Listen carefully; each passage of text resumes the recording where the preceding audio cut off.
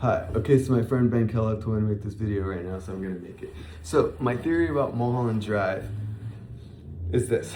So the derelict, the you know the derelict that lives behind the dumpster is this supernatural being, and he's concerned with the damnation of souls, like the recycling and damnation of souls, right? Specifically these starlets, these Hollywood hopeful actresses, who show up.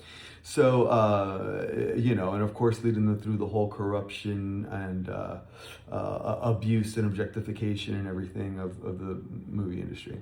So, and the subordinates or the lesser powers in this kind of samsara-esque life cycle of damnation and decay are these are the ones who sort of enact the whole thing or make it happen. And this is the executive, Mr. Roke, who's played by the dwarf from Twin Peaks, and the cowboy and the mobsters, right? These are all sort of Hollywood icons, right? Villains or heroes, right? You got the mobsters and the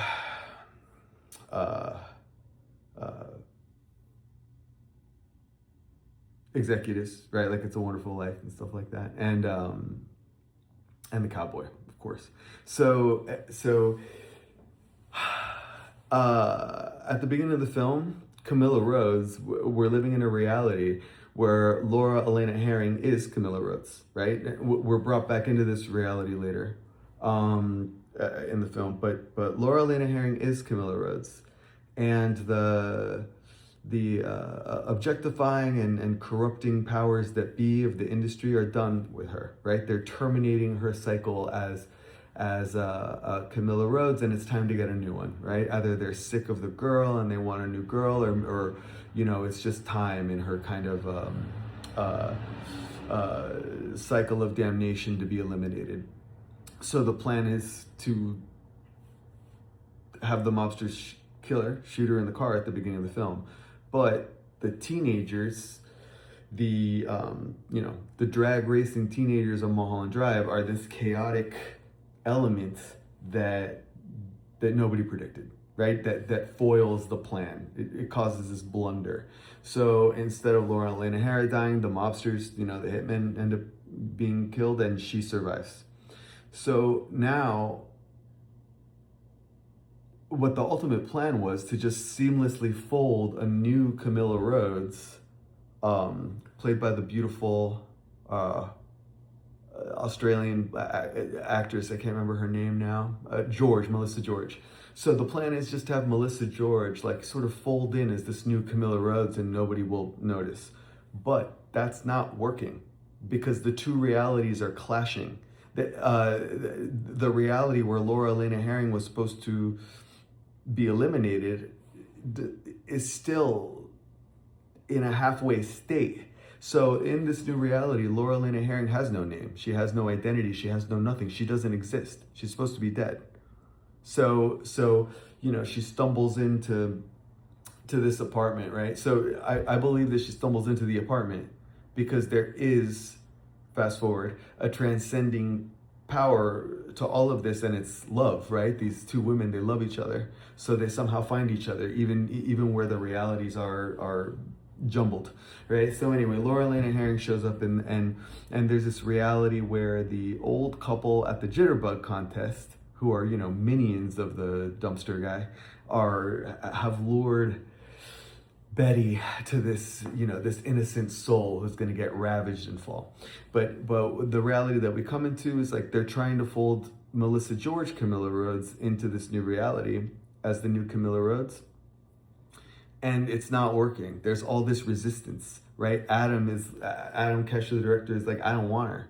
Who is this girl? I've never heard of this girl. Why do you want her here? And they're like, he's not supposed to be resisting us. What the fuck? So the mobsters try to muscle him. That doesn't work, right? So they ruin his life,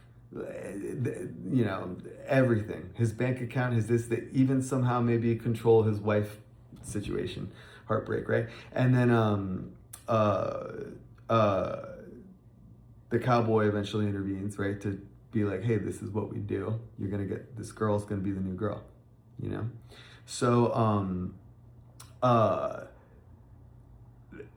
in this reality, it really doesn't matter, right? Like identities of individual people don't matter, right? So they're just sort of disposable, replaceable,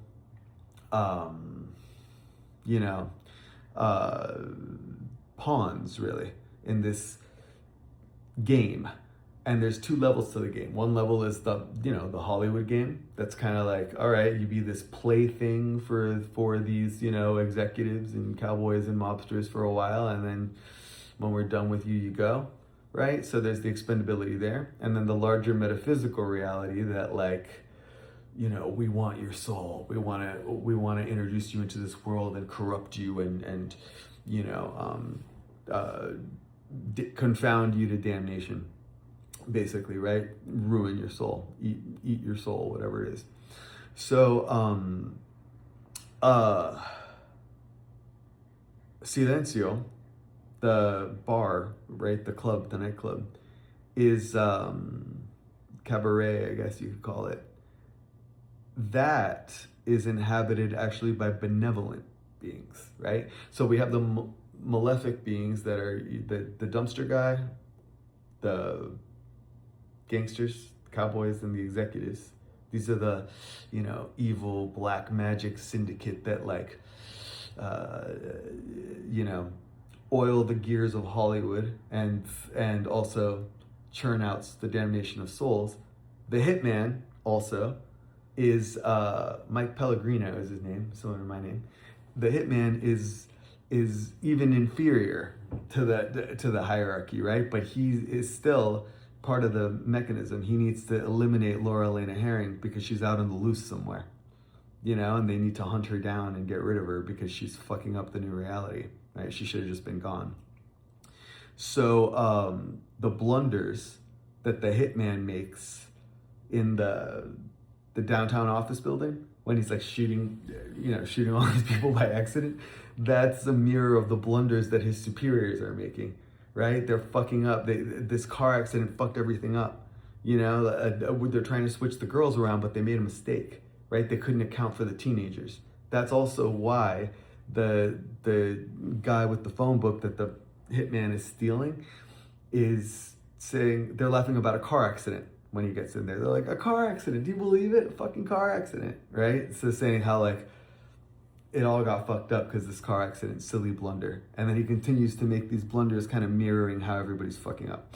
So anyways, Silencio, they go there, and now we have beings that are trying to communicate, you know, similar to the beings in Twin Peaks, right? With the backwards speech and stuff like that, or entities in dreams. When they communicate, they're like trying to convey the message to, you know, Rita and Betty, that they're pawns in this predetermined cycle of death and damnation, right? Like trying to communicate to them, right? Maybe they can transcend it. Maybe they can get out. This is why they convey to them, like, hey, look, it's all a pantomime. It's all a lip sync. You know, identities do not matter. Your identity doesn't matter. You're simply being cycled into a narrative that's predetermined, and you know, you're a spiritual pawn basically in this kind of like mechanism and machine, and you want to get yourself out of it. And this is what all the kind of veiled language is Silencio's saying, right? Like no hay banda, you know, and why Rebecca Del Rio sings and then collapses dead, but the song continues, right? It's saying, like, look, this is gonna happen whether you live or die. It doesn't matter, you know. You're just a flesh, basically, you know. And also, by the way, we see the lip syncing motif of the audition sequence too. You know, when the girls are doing the lip syncing and Camilla Rhodes sings Every Little Star and he says, say this is the girl. It's this lip syncing motif of, like, you know, you're this automated kind of lifeless creature that is condemned into these like greater machinations of the movie industry, and at the end of the day, like hell basically. So in Silencio, at this moment, they're given this key, right? So the key and the box are sort of now together, right? And so they're like, the key and the box offer a sort of means of transport between these realities, right? Like a thread through them, right? In a way, transcending them. So, but what happens is that when the key is placed in the box,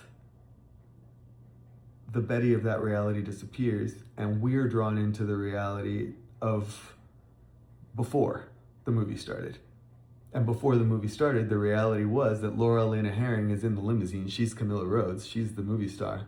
She's being taken down Mulholland Drive. And, there's this jilted lover story of how Diane Selwyn is this rejected lover who ultimately, right, reaches her peak of damnation by committing the murder, right? Having the hitman now put the hit on Camilla Rhodes, who is Laura Elena Herring in this reality, and ultimately driving herself mad into suicide because of the torment and the drugs and all that stuff. So it's almost like there is this possibility for like at the end we see the lights in their faces and stuff like that, sort of like at the end of Twin Peaks, Laura, we have her, this angelic, this other side, right? This reality where she does find salvation and she does find peace. So it's like there is a reality, because the women are bound by love, and no matter what the plot is or what the story is, they find a way, they come together because they have this bond, right? And that becomes a force that also combats the sequence. So they have this love, they go to Silencio, they're given the information, right, through dream language and symbol, right, metaphor, and the key goes in the box. But we, instead of, right at the very end, we see the reality that they enter, that they can be together, right? They do find salvation, they do find love together, they transcend all this vicissitudes of darkness and have this bond together. We see that flashes of that in the end, but really narrative wise, we're introduced to, boom, right, the reality of the movie that we kind of walked into before the car accident happened, right? So it's all about these demonic powers of Hollywood, say, being so powerful that they shift reality itself, right? They decide that it's time for a new girl, and everything changes. But normally we would be none the wiser, right? Adam wouldn't even realize that there's a new girl, that there's a new this. Normally it's fine, but there's a blunder. There's a monkey wrench, right? Maybe the monkey wrench is that they love each other. And so it somehow finds a way, like, to introduce chaos and to, they find each other in this new place or something like that, right? But there is a power that counteracts these monolithic demonic powers, be that chance or chaos, like the teenagers, right? There is that element of chaos that cannot be predicted, even in the greatest, celestial scheme or infernal scheme, but also this like bond that they have together, right? That also combats the kind of like machinery of corruption and abuse and objectification. And, as we know, this is common, right? Like men and women through the history of Hollywood, like, casting couch kind of backroom prostitution, stuff like this, is, if you might call it that, or abuse, it's a thing. We all know. All right. Anyway, so yeah, I don't think it's just like, oh, it was all a dream, and the real, it was this fantasy she created of this idyllic vision, and that's what we're watching. If that's the case, then did she dream up the Winkies guys? Did she dream up the demon behind the dumpster and the chain of phone calls when the girl is still missing at the beginning. They're like, hey, the girl's still missing. We got to find the girl. And the last phone that rings is Diane Sullivan's phone. You know, it's like, didn't you order the hit on this girl, right? So it's not just a dream. Betty is not the one imagining all this and bringing it to being. There's powers higher than Betty. In fact, she's just trapped in a web that is way outside of her. Like David Lynch, I saw him speak a couple times, but I saw him speak when Inland Empire premiered at the New York Film Festival at Lincoln Center. He came out and he gave that quote from the Upanishads where it's like, the dreamer dreams a dream and lives inside of it, but who is doing the dreaming, right? And that's kind of one of the puzzles of Mulholland Drive. Like, oh, is it her dream, or is it a larger dream that she's kind of like caught in the web of, right? That she's trying to, like, in a way, fight her way out of, like she's there's hope, I believe, in the movie. All right, thank you. That was long. I hope it's not too long. Does it work? I don't know.